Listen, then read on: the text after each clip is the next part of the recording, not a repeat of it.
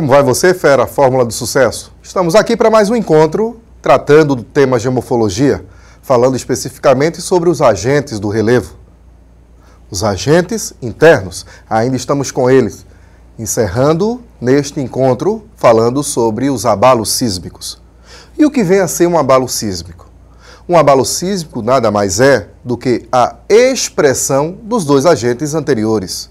Isso mesmo, o tectonismo e o vulcanismo, eles podem produzir efeitos de liberação de energia que vão fazer com que a crosta da Terra apresente tremores. Então, na realidade, são os abalos sísmicos rápidas liberações de tensões que foram lentamente acumuladas na crosta. E esse processo físico desencadeia, inúmeras situações, e especialmente na superfície da Terra, é onde eles podem ser sentidos com maior vigorosidade. É importante lembrar que os abalos sísmicos têm como seu ponto de surgimento o interior da crosta, mas podem ser sentidos à superfície. E a intensidade com que eles são sentidos à superfície depende muitas vezes da distância onde eles são liberados no interior da crosta. Bem, vamos ver uma ilustração aqui para entendermos essa relação. Acompanhe comigo. Nós temos aqui um primeiro quadro do lado esquerdo da tela, mostrando o foco, ou ponto onde ocorre o abalo, não é?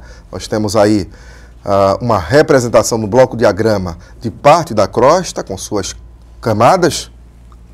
E esse foco é o que pode ser denominado também de hipocentro do abalo. Hipocentro. É onde, portanto, a energia é liberada no interior da crosta.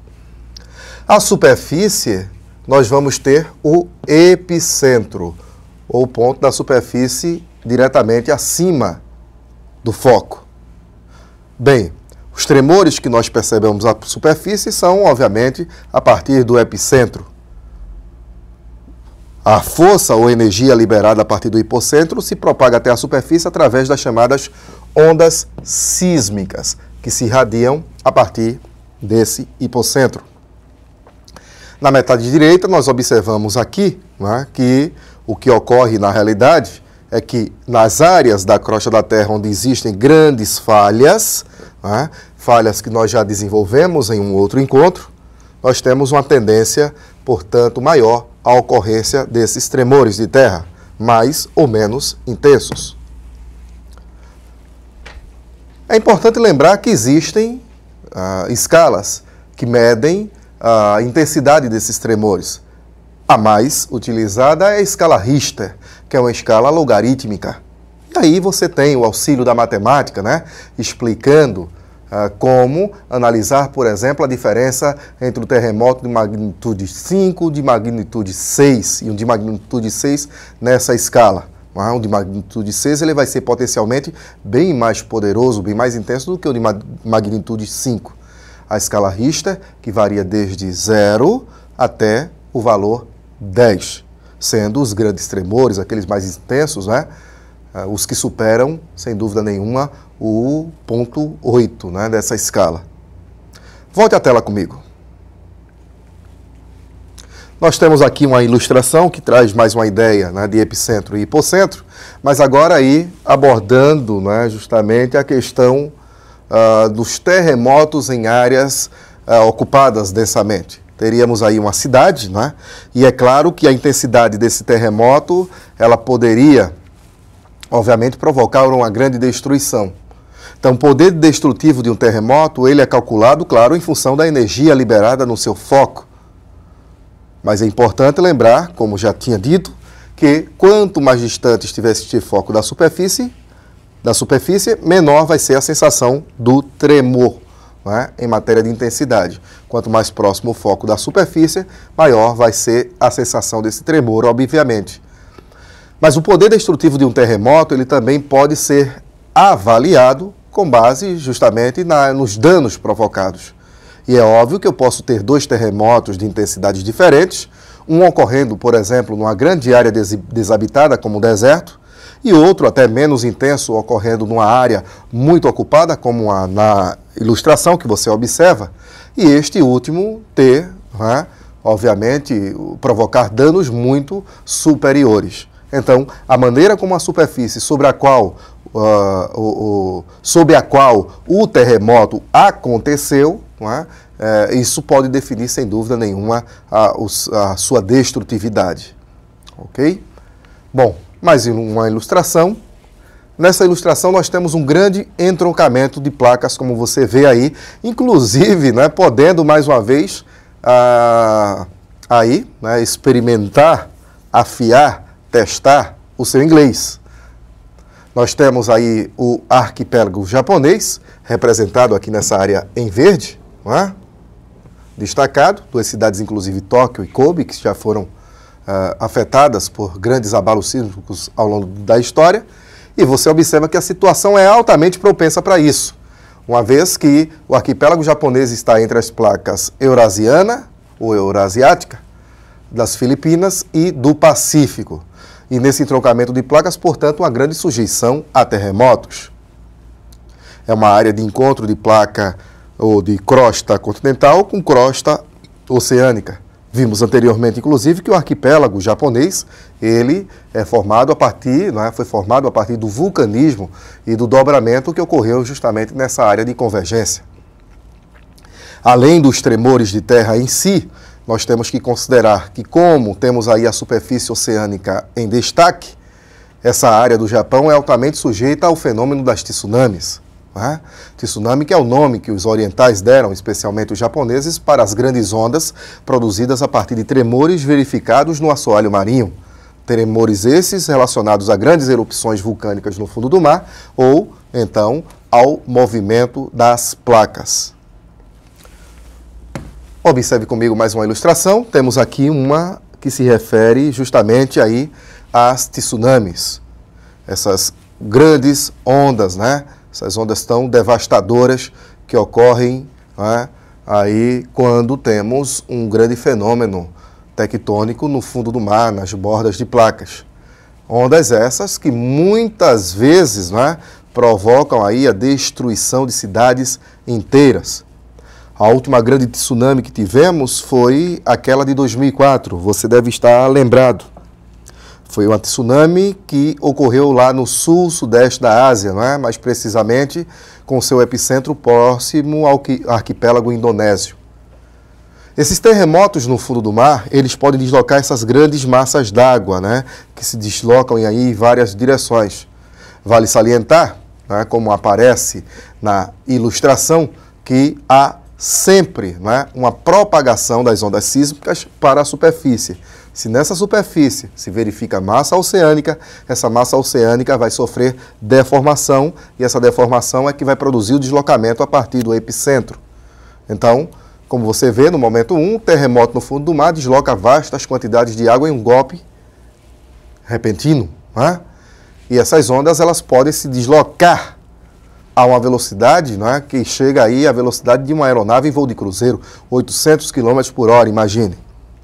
Contudo, à medida que se aproxima de áreas continentais, essa onda ela vai perdendo velocidade em função da inclinação da costa. O relevo vai ficando menos profundo. Mas apesar da desaceleração da onda, ela tende a ganhar altura. E com o ganho em altura, o seu poder destrutivo também se potencializa, apesar da menor profundidade.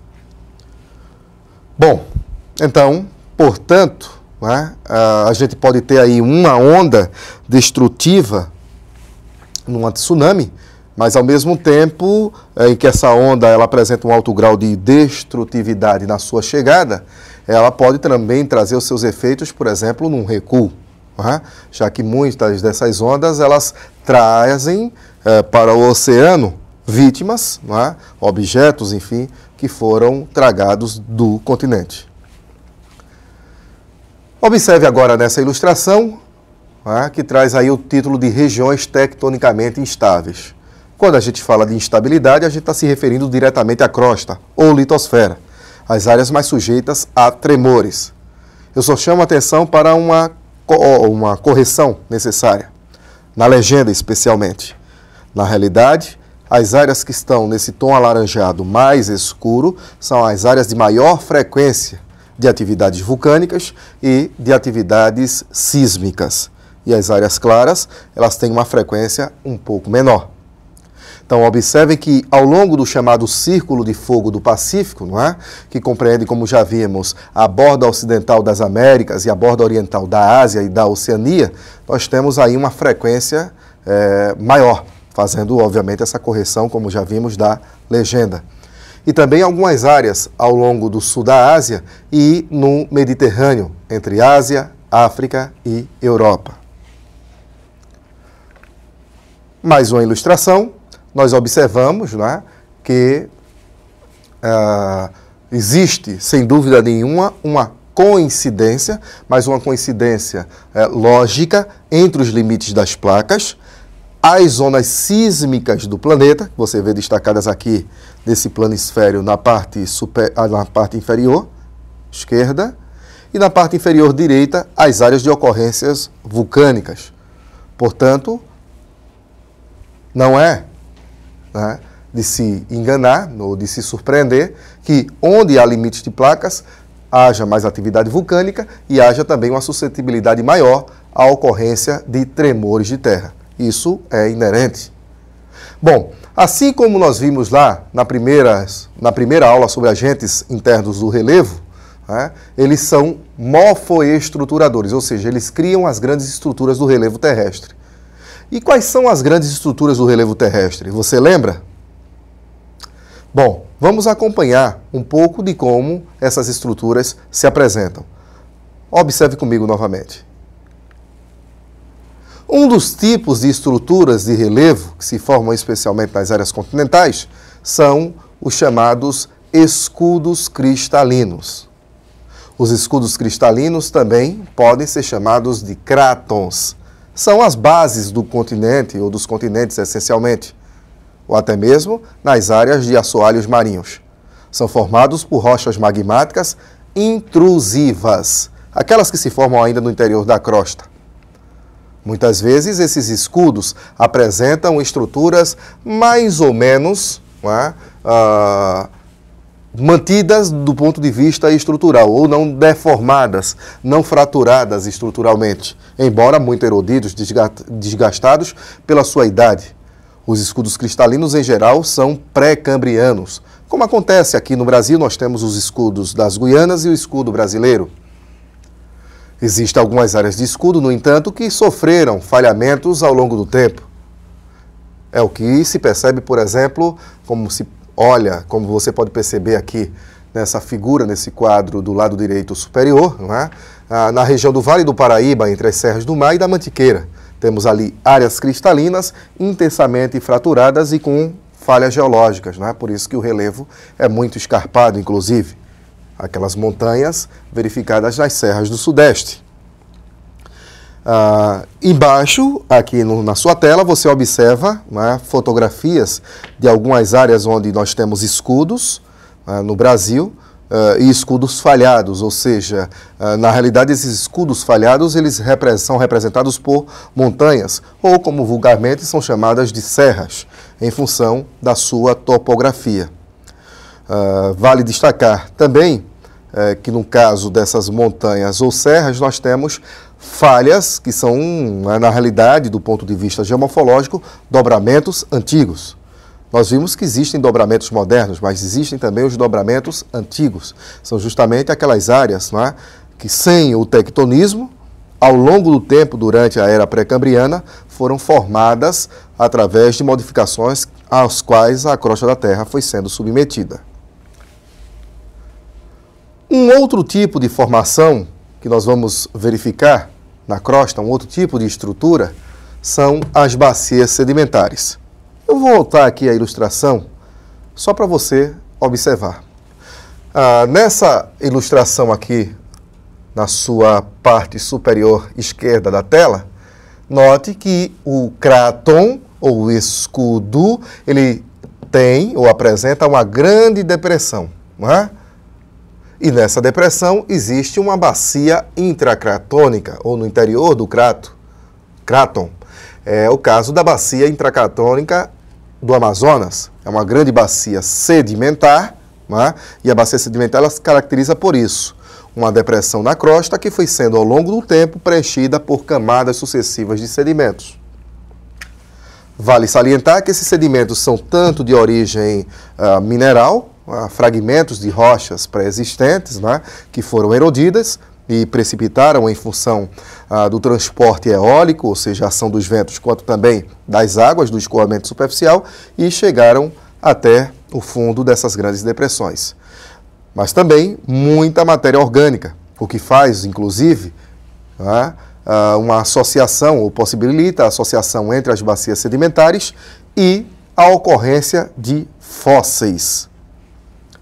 É o caso de encontrarmos fósseis aí tanto de animais marinhos quanto de animais terrestres, inclusive alguns alados, como você observa aqui nesse esqueleto de uma libélula. Não é? Então, esse tipo de processo de fossilização é inerente às bacias sedimentares.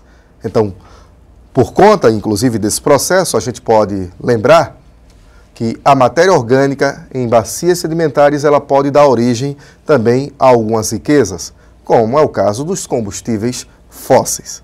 No caso dos escudos cristalinos, nós temos a ocorrência principalmente de minerais metálicos. E para fecharmos, nós temos aqui um outro tipo de estrutura formada, né, a partir dos agentes endógenos do relevo. É o caso dos dobramentos modernos, de que já falamos, né? Os dobramentos modernos são as maiores cadeias montanhosas do planeta. São maiores porque têm idade mais recente.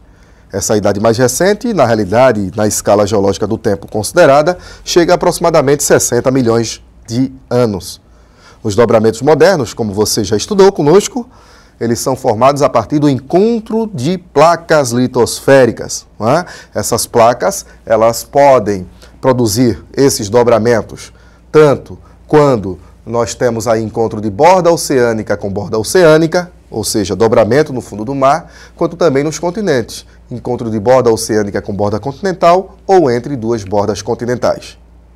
Portanto, esse é o recado para o nosso encontro e eu aguardo aqui para a gente prosseguir com a nossa aula de geomorfologia falando sobre os agentes externos do relevo. Um grande abraço e bons estudos para você.